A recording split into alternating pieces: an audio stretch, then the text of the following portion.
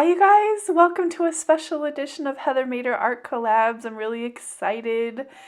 We do two artists. We're using the same colors, two canvases the same size, and one technique, which today we're going to use my special guest artist, Molly's Artistry, her Colander pour.